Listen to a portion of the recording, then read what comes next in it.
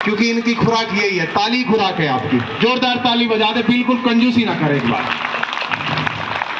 बहुत आभार आप सभी लोगों का। महाकारुणिक बुद्ध, परम सम्मानित बोधिसत्व बाबा साहब डॉक्टर अम्बेडकर, आधुनिक भारत के युग प्रवर्तक मान्यवर साहब काशीराम जी, और आज की तारीख में भारतीय बौद्धों का मार्गदर्शन कर रहे श्रद्धेय भिक्षु डॉक्टर करुणासी राव जी, मंच पर आसीन सभी सम्मानित बुद्धिस्ट लोग, सामने बैठे सभी को नमो बुद्धाय, जय भीम। देखिए साथियों, काफ़ी समय हो गया और आप लोगों ने काफ़ी अच्छी चर्चा जरूर करी होंगी। मैं भी जयंतियों को उनके बड़े मन से देख रहा हूँ। मेरा प्रयास है बंते जी के निर्देश पर, क्योंकि बंते जी इस वक्त बोध गया में एक बहुत बड़े आंदोलन को नेतृत्व प्रदान कर रहे हैं। मुझे उन्हीं के निर्देश पर जहाँ जहाँ जयंतियाँ मनाई जा रही हैं, उन्हीं के निर्देशन पर मुझे जाना पड़ रहा है और मैं भी पूरे मन से जयंतियों को देख रहा हूँ। और आज ये गाजियाबाद में मैं कह सकता हूँ कि जयंतियों पर, बाबा साहब की जयंतियों पर इतना बता दिया है, इतना बता दिया है, मुझे नहीं लगता कि जयंतियों को बचाने के लिए कुछ बचा है। वक्ताओं ने, लेखकों ने, विद्वानों ने बहुत कुछ बताया और यहाँ करके मैं आपको ईमानदारी के साथ ये बता रहा हूँ, जहाँ भी हमें जाने का अवसर मिल रहा है सब बता रहे हैं।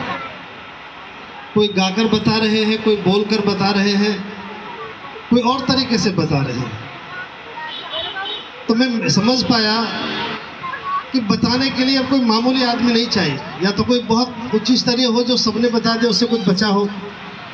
अब एक नया अध्याय शुरू होना चाहिए। अब ये होना चाहिए कि करना क्या है। अब करने का कुछ काम शुरू हो तो ज़्यादा ठीक रहे। तो मेरे पास भी बताने के लिए, ईमानदारी से बता रहा हूँ, मैं बहुत जोर लगाऊँ तब भी मेरे पास कुछ बचा नहीं बताने।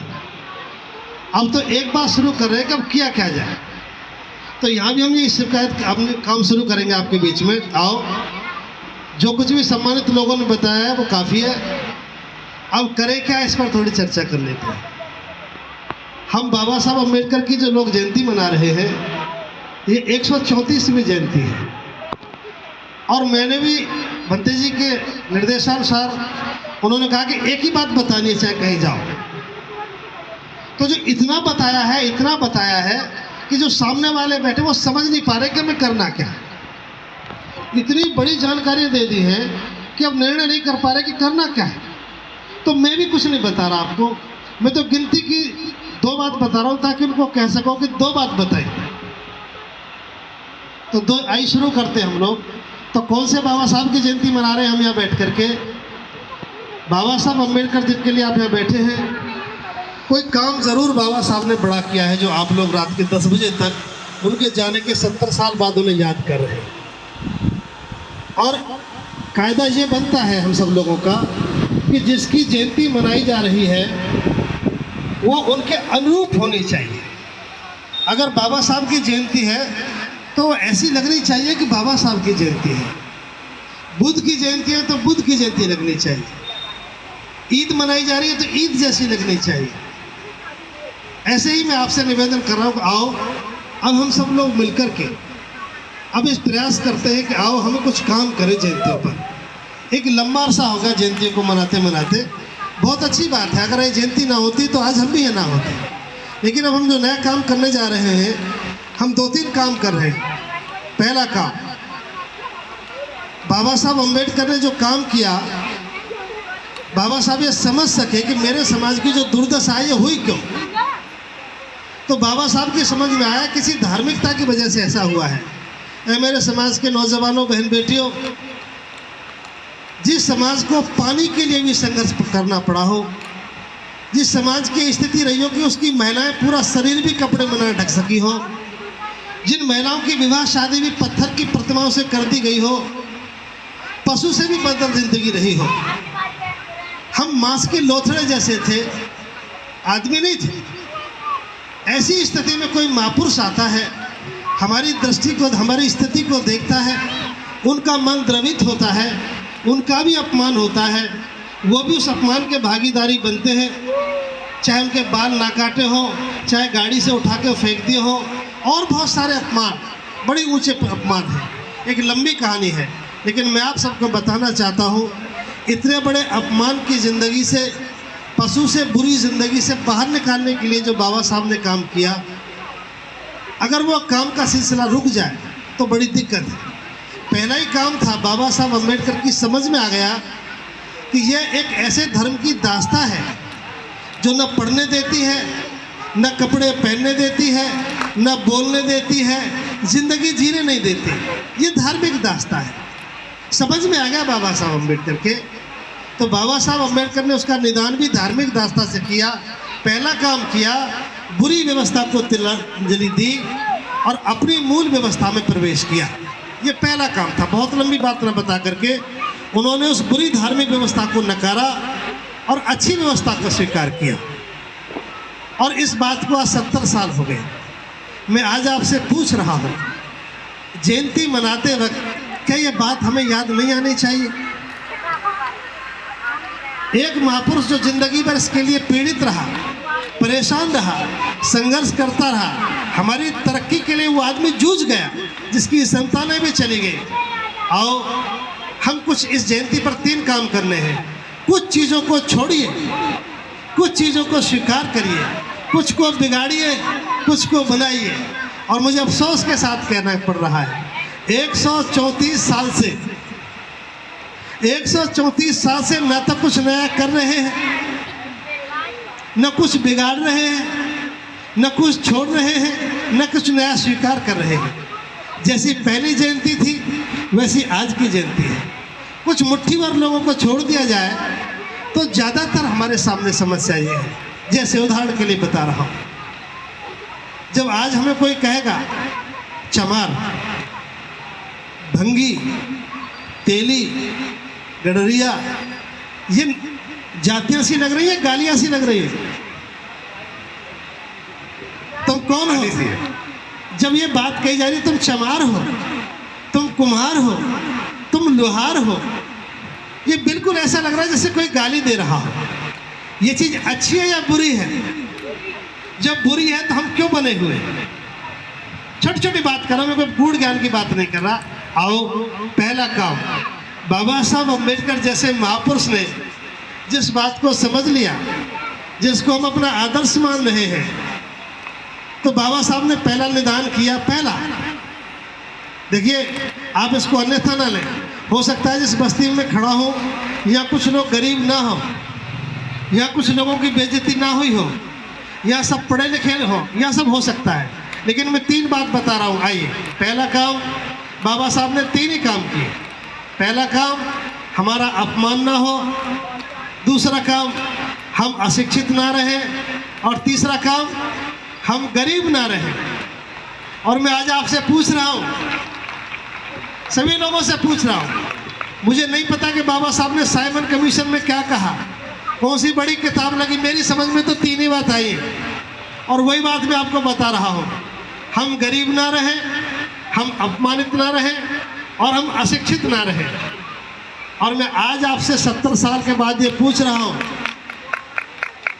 पहला काम, कुछ लोगों को अगर छोड़ दिया जाए तो जो लोग सांसद बने, विधायक बने, अधिकारी बने, कर्मचारी बने, सरपंच बने, हमारी बहनें डॉक्टर इंजीनियर बने, निश्चित रूप से आप बने। क्या अपमान से बचे हुए हैं आप लोग? आज भी जब तुम्हारी जाति पता करते हैं तो झूठ बोलने की जरूरत नहीं है, आप अपमान के शिकार होते ही हैं, ऐसा कोई मना नहीं कर सकता। सांसद अपमान के शिकार, विधायक अपमान के शिकार, राष्ट्रपति अपमान के शिकार। अपमान बदस्तूर जारी है, इसमें कोई फर्क नहीं है। नंबर 2, सम्मान, अशिक्षा की बात, गंभीर बात बता रहा हूँ ताकि जयंती का मतलब समझ रहे। मेरे समाज के लोगों, या कुछ लोगों के बच्चे ठीक ठाक हो सकते हैं, लेकिन आज भी जिस महापुरुष के अथक प्रयासों से, मुझे नहीं पता कि ज़्यादा ज्ञान बांटने की बात मैं नहीं कर रहा, मैं तो आपको दर्शन करा रहा हूँ आज का जयंती मनाते वक्त। आज भी हमारी सोसाइटी के 98% बच्चे, जिनके हाथ में जब कटोरा होता तो लगता है जैसे हाथ काट दिए हो। क्या ये बात सही है कि नहीं है? जिस महापुरुष ने उस वक्त जब पेट में रोटी नहीं, सामाजिक कोई सुरक्षा नहीं, उस वक्त हमें शिक्षा का चिराग जलाया, जो एक बहुत बड़ा प्रकाश होना चाहिए था, आज टिमटिमाता नजर आ रहा है। गरीबी भी है, अशिक्षा भी है और अपमान भी है। तीनों चीज अभी बड़े पैमाने पर इस समाज में है। आप जो लोग अच्छे दिखाई दे रहे हो, ये आपकी व्यक्तिगत दिक्कतें दूर हुई है, सामाजिक गरीबी दूर नहीं हुई, सामाजिक अपमान दूर नहीं हुआ, सामाजिक तांडव हमारा दूर नहीं हुआ। ये क्यों नहीं हुआ? इसलिए जयंती पर ये बात ही बतानी मुझे, और कुछ नहीं बताना। अगली जयंती आए इसलिए मैं आपको बता रहा हूँ। आओ समाज के जिम्मेदार बहन भाई हो, जयंतियों का काम करने वाले साथियों, जयंती मनाओ। 3 काम कर मेरे अनुरोध है मेरा आपसे, हमें बहुत बड़ी बात कोई नहीं करनी। आओ, अगर आज भी कोई खबर छपती है कि बारात पिटी, घड़े छूने पर हत्या हुई, मूछ रखने पर गर्दन काट दी, घोड़े चढ़ने पर बारात पिटाई कर दी, ये घटनाएं बंद नहीं है। मैं एक उदाहरण आपको दे रहा हूँ। हमारे समाज में मुट्ठी भर जैन लोग रहते हैं, उनके साथ ऐसा नहीं होता। सिख लोग होते, उनके साथ ऐसा नहीं होता। तो आओ 3 काम करने। पहला काम, आज हम बाबा साहब के जाने के बाद पहचान बनाने का काम करें। सिखों की पहचान है, ईसाइयों की पहचान है, मुस्लिमों की पहचान है, हिंदुओं की पहचान है, लेकिन बौद्धों की कोई पहचान।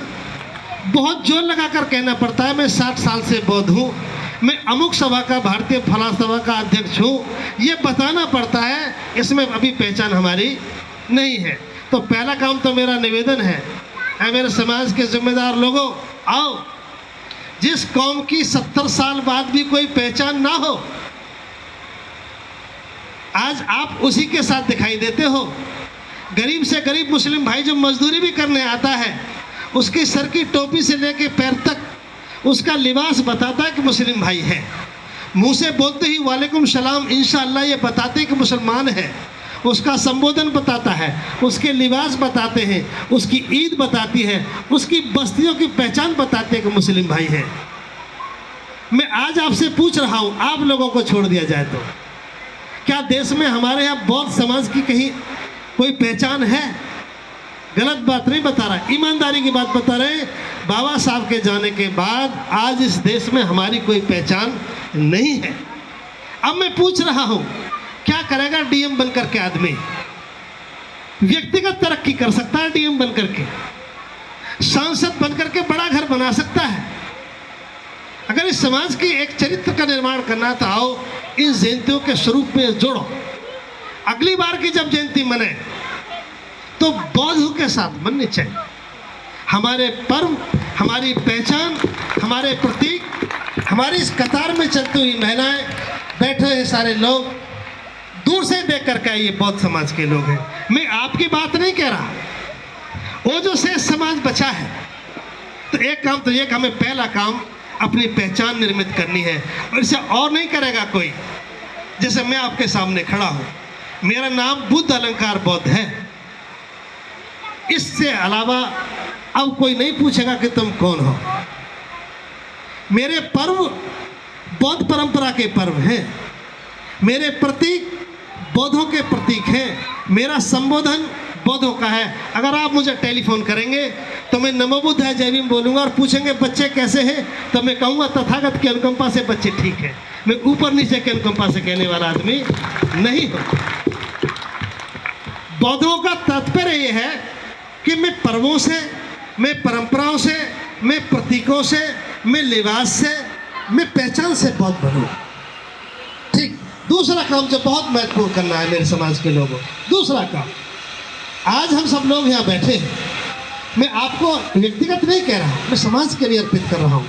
दूसरा काम, मैं कुछ नहीं बाबा साहब की बात बता रहा, मैं तो बता रहा हूँ करना क्या है। तो पहला काम था, हम पहचान नहीं बना पाए। सांसद के आगे लिखा जाता है दलित सांसद, आईएएस के आगे लिखा जाता है दलित आईएएस, कवि के लिखा जाता है दलित कवि, साहित्य के आगे लिखा जाता है दलित साहित्य, और साहित्य भी दलित। ये बात कब तक चलेगी? आइए दूसरा काम, आज के बाद जन्म लेने से मरने तक ये बात मैं बहुत गंभीरता के साथ कह रहा हूँ। लोग बड़ी बड़ी बात बताएंगे, मैं तो छोटी बात बता रहा हूँ जो अभी हुई नहीं है पूरी। जन्म से लेके मरने तक कोई भी संस्कार हम अपनी विधि से संपन्न कराएंगे। मैं उदाहरण देकर बता रहा हूँ, यदि कोई वृद्ध व्यक्ति खत्म हो जाता है, आज के बाद याद रखना इस बात को, और उस वृद्ध व्यक्ति का पार्थिव शरीर बौद्ध परंपरा से जब जाएगा बस्ती से, बौद्धों का सिद्धांत है पार्थिव शरीर की विदाई भी बहुत गरिमा से करते हैं, चूँकि अंतिम विदाई बहुत सम्मानजनक होनी चाहिए। उस व्यक्ति के फूलों की वर्षा के साथ जिस बस्ती से गुजरता है, बुद्धं शरणं गच्छामि, आगे पंसील का झंडा लेकर जाते हुए विदा करते लोग, पीछे चलती हुई महिला पुरुष बच्चे, जिस भी बस्ती से वो पार्थिव शरीर जाएगा, लोग पूछेंगे ये कौन लोग हैं, लोग कहेंगे ये बौद्ध लोग हैं। क्या इसी तरह का कार्यक्रम होता है। एक संस्कार आपको बौद्ध स्थापित होने में मदद करता है। मैं आपसे पूछ रहा हूँ, क्या ये बात हम आज तक कर पाए? क्या समाज को ये सभ्यता दे पाए? हम ऐसे ही मर रहे हैं जैसे दूसरा मर रहा है, हम ऐसे ही पैदा हो रहे हैं जैसे दूसरा पैदा हो रहा है, हम ऐसे ही जी रहे हैं जैसे दूसरा पैदा हो रहा है। हमारी कोई अतिरिक्त पहचान नहीं है। देखिए, ईसाई जब अंतिम विदाई होता है तो ईसाई को देखिए, मुस्लिम को देखिए, सिख को देखिए, उसकी एक पहचान है। हमारे न जिंदा रहने की पहचान, न पैदा होने की पहचान, और न दुनिया से विदा होने की पहचान। हम कौन से बाबा साहब अम्बेडकर की जयंती मना रहे हैं? दूसरा काम, हम पूरे संस्कार, कम से कम मैं आपसे तो उम्मीद ही कर सकता हूँ, चूँकि सारा समाज नेतृत्व करने वालों की तरफ देखता है। और तीसरा काम, बहुत ज़्यादा बात नहीं बनानी वरना भूल जाओ, तीन ही बात बता रहे हैं। तीसरी बात है आपके, तीसरी बात है बहुत महत्वपूर्ण, पर्व। अभी तक हम किसी और को गाली दे रहे हैं। हम किसी की करवा चौथ को कैसे रोक सकते हैं? किसी की भैया दूज को कैसे रोक सकते हैं? किसी की दीपावली होली को क्यों रोकें? हम अपना स्थापित करें, ये हमारे बस की बात है। हम अपना कोई स्थापित कर नहीं रहे। पूरी, मुझे तो ऐसा मतलब पूरी ताकत हमारी उनके दूसरे को रोकने पर लगी। और याद रखना, किसी की सभ्यता आसानी से न मिटती है और न रुकती है, अपनी सभ्यता स्थापित करनी पड़ती है। आज भी बौद्ध सभ्यता को मिटाने का पूरा प्रयास किया, लेकिन हम तो धन्य हैं, आज भी बौद्ध व्यवस्था जिंदी है। और तीसरा काम करना है ईमानदारी के साथ। 1 जनवरी से लेकर के दिसंबर तक पूरे 12 महीने अगर कर सकते हो तो करना, वरना मैं आके कहूँगा जयंतियाँ 134 साल तक झूठी है। यदि परिणाम नहीं आया तो उनको झूठी जयंती कहने में कोई संकोच नहीं, और परिणाम आया तो सच्ची जयंती कहेंगे 135वीं जयंती को। 1 जनवरी भीमा कोरेगांव से लेकर के 6 दिसंबर बाबा साहब के परिनिर्वाण दिवस तक साहस करो। देखना, लाठी की लड़ाई बहुत आसान है, इसे लड़ा जा सकता है, निश्चित रूप से लड़ी जा सकती है, इसका बंदोबस्त हमारे पास है। लेकिन याद रखना, व्यवस्था के खिलाफ लड़ने का काम तो बहुत बिरले लोग होते हैं। डॉक्टर बाबा साहब अम्बेडकर की प्रतिमा कोई इसीलिए नहीं टूट रही कि बाबा साहब डॉक्टर अम्बेडकर एक बहुत पढ़े लिखे आदमी थे। बाबा साहब ने संविधान लिखा, इनमें कोई कारण बाबा साहब की प्रतिमा तोड़ने का नहीं है। बाबा साहब की प्रतिमा इसलिए टूटती है कि एक व्यवस्था के खिलाफ वो योद्धा लड़ा, उसका भय आज भी लोगों में व्याप्त है। इसलिए मैं आपसे निवेदन कर रहा हूं, आओ एक लड़ाई व्यवस्था के खिलाफ लड़ो। जो लाठी लेकर, बच्चे लाठी लेकर जो निकले हैं, जो मूंछों में जो ताप दे रहे हैं, जो नीले पटके डाल रहे हैं, मुझे आपकी बाजुओं के बल पर पूरा भरोसा है। मैं उम्मीद करता हूं कि आप और ताकतवर बने, लेकिन मैं जानना चाह रहा हूं लड़ने निकले किससे हो? ये ऊंचे ऊंचे नारे किसके खिलाफ है? आखिर आपका इरादा क्या है? बाहर लाठी भांजते रहो, बाहर ऊंचे नमो बुद्धाय के नारे लगाते रहो, नीले पट्टे डालते रहो, सिर पर पंसील की पगड़ी बांधकर झंडे बुलंद करते रहो, और घरों की तरफ लौटोगे तो घरों में साम्राज्य किसी और का है। जो लाठी अपना घर नहीं रखा सकती, वो किसी के साथ कुछ नहीं कर सकती। मैं निवेदन कर रहा हूं, आओ इस 14 आज की जयंती पर उस लाठी को थोड़ा ताकत से संभालो। हमें किसी के नहीं मारनी, उस लाठी को लेकर अपने दरवाजे पर बैठो। अब बुजुर्गों, मेरा आपसे भी निवेदन है, ये आपकी आखिरी पीढ़ी है, याद रखना, अगर जयंतियां संभल कर नहीं बनाई तो एक खतरा बता रहा हूं, अगली 2 साल में जयंती का आप अंतर नहीं कर पाओगे कि दुश्मन मना रहा है या हमारे लोग मना रहे हैं।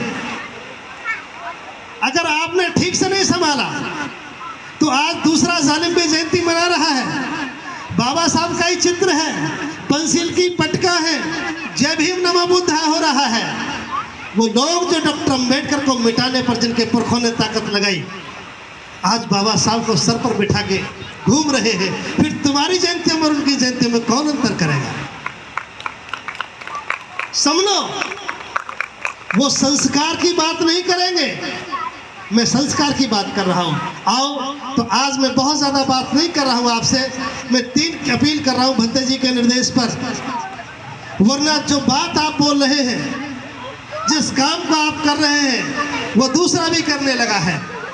ऐसे ही चेहरे हैं, ऐसे ही पट्टिका हैं, ऐसे ही नारे हैं, लेकिन उनका मकसद अलग है। समझो, जयंतियों को गंभीरता से लो, इनकी कोई कार्य योजना बनाओ, इनके मुद्दे तय करो, और अगली बार जब जयंती बने तो तय होना चाहिए समर्पित करना। कौन सी समर्पित? अगली जयंती समर्पित करना कि ये गाजियाबाद की जयंती अगली बार संस्कारों को समर्पित होगी। वही लोग बाबा साहब अम्बेडकर को पुष्प अर्पित करें जिन्होंने संस्कारों का परित्याग कर दिया और अपने संस्कार स्वीकार कर दिए। क्या ये नहीं किया जा सकता? हम क्यों किसी के संस्कारों को बुरा बताएं? हम क्यों किसी के धर्मशास्त्रों को? मैं एक अनुरोध कर रहा हूं, जो काम बाबा साहब डॉक्टर अम्बेडकर कर चुके, जिस महापुरुष ने 21 साल उसको समझने में लगाई, वो अपना दिमाग लगाने का क्या मामला है? उसके बाद जो अगला अध्याय शुरू होना है वो हमें करना था। मैं एक छोटी सी घटना बता रहा हूँ। बाबा साहब डॉक्टर अम्बेडकर के साथ जो घटना घटी, वैसे तो सब घटना आपने सुनी होंगी। बाबा साहब डॉक्टर अम्बेडकर ने अपने ज़िंदगी की शुरुआत में सन 27 में 25 दिसंबर सन 27 को जिस पुस्तक में आग दी, उससे पहले की घटना बता रहा हूँ। चौबदार तालाब पर जो पानी पीने गए, पानी पीने केवल, जिस महापुरुष को अपनी पहली लड़ाई पानी की लड़नी पड़ी, उसके इरादों को समझ सकते हैं। उस वक्त 5000 लोग थे। बाबा साहब आगे आगे चले, पीछे उनके अनुयायी चले। बाबा साहब अम्बेडकर ने चौबदार तालाब पर जाकर अपनी तर्जनी उंगली को स्पर्श किया। बस उस उंगली का स्पर्श करना एक बहुत बड़ा घटनाक्रम था। पानी को पिया, सामाजिक भेदभाव की जड़ता को वहां से नष्ट करने का काम किया और बाहर निकल कर आए। बाबा साहब अपने गेस्ट हाउस में आराम करने चले गए। दूसरी व्यवस्था के लोगों को पता लगा कि डॉक्टर अम्बेडकर यहाँ दूसरे लोगों को पानी पिलाने आया है।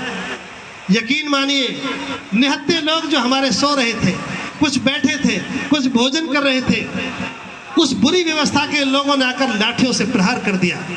लोग बिछा दिए, निरीह गरीब निहत्थे लोग बिछा दिए। बाबा साहब को पता लगा, बाबा साहब दौड़ कर आए।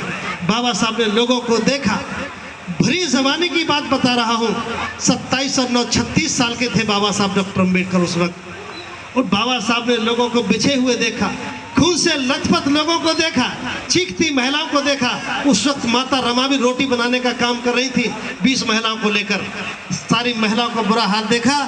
उस वक्त बाबा साहब अम्बेडकर ने कहा, मैं समझता था ये जाति का कलंक हिंदू धर्म के माथे पर कलंक है, लेकिन आज मैं समझा हूँ ये हिंदुओं के माथे पर कलंक नहीं है, ये हमारे माथे पर कलंक है। इसको मुझे ही साफ करना पड़ेगा। और वही वो महापुरुष संकल्प हुआ और उस कलंक की जन्नी उस धार्मिक ग्रंथ में 25 दिसंबर सन 27 को आग लगाई। ये बाबा साहब डॉक्टर अम्बेडकर का आक्रोश था। मैं आज आप लोगों से पूछ रहा हूँ, कौन से बाबा साहब अम्बेडकर की जयंती मना रहे हो? लगता है कि किसी और बाबा साहब की जयंती मनाई जाती रही है। ये न तो कोई 25 दिसंबर को याद कर रहा है, न उस 14 अक्टूबर को याद कर रहा है, जिस दिन बाबा साहब डॉक्टर अम्बेडकर ने 21 साल के बाद धम्म दीक्षा लेकर खड़े हुए। ऐसे झुककर जब नमन करने के बाद बाबा साहब खड़े हुए, उस दिन बाबा साहब डॉक्टर अम्बेडकर ने अपने आक्रोश को तोड़ा और खड़े होकर कहा कि आज मैं बेहद खुश हूं, आज मैंने नरक से मुक्ति पाली। इसमें इज्जत के साथ रहना। न 56 की बात याद आ रही जब बाबा साहब अम्बेडकर कह रहे हैं कि मैं बूढ़ा हो चला हूं, इस पूरे तंबू का अकेला बम्बू हूं। मैं सोच रहा था कि मेरे मरने से पहले कोई नौजवान आगे आएगा और इस तंबू का बम्बू बनेगा। मैं देख रहा हूं कि मैं कोई तंबू, मुझे इस तंबू का बम्बू नहीं दिखाई दे रहा, मैं चैन से मर भी नहीं पाऊंगा। इतना कहकर उनका गला भराया और भाषण बंद किया। है मेरे समाज के जयंती मनाने वाले सम्मानित लोगों, ये जयंती आखिर देश में मन कौन से बाबा साहब अम्बेडकर की रही है? उसकी जिन्होंने बुद्ध की शरण में गए, उस वक्त वो आदमी महापुरुष कह रहा है कि मैं जाति से मुक्त हुआ। हम 70 साल के साथ कह रहे कि मैं भंगी हूँ, मैं चमार हूँ, मैं जाटव हूँ, मैं जाति में खड़े होकर जयंती मना रहा हूँ। देखिए याद रखना, जो लोग अपने पुरखों की अवहेलना करते हैं, जो लोग अपने माँ बाप की बात नहीं मानते, उनकी ज़मीनें बिकती हैं, घर की दुकानें बिकती हैं, उनकी बेइज्जती होती है, उनका अपमान होता है। सत्ताएं बना लेना, बना के देख भी ली है। आपने राष्ट्रपति बना के देख लिया, आपने मुख्यमंत्री बना के देख लिए, आपने तमाम गवर्नर बना के देख लिए, आपने IAS से लेकर SDM कलेक्टर DM तक बना के देख लिए। आखिर ये सिलसिला कब रुकेगा? अपमान पर कब विराम लगेगा? ये तब लगेगा जब तुम बाबा साहब डॉक्टर अम्बेडकर को स्वीकार करोगे, बाबा साहब से दूर खड़े होकर बाबा साहब की जयंतियाँ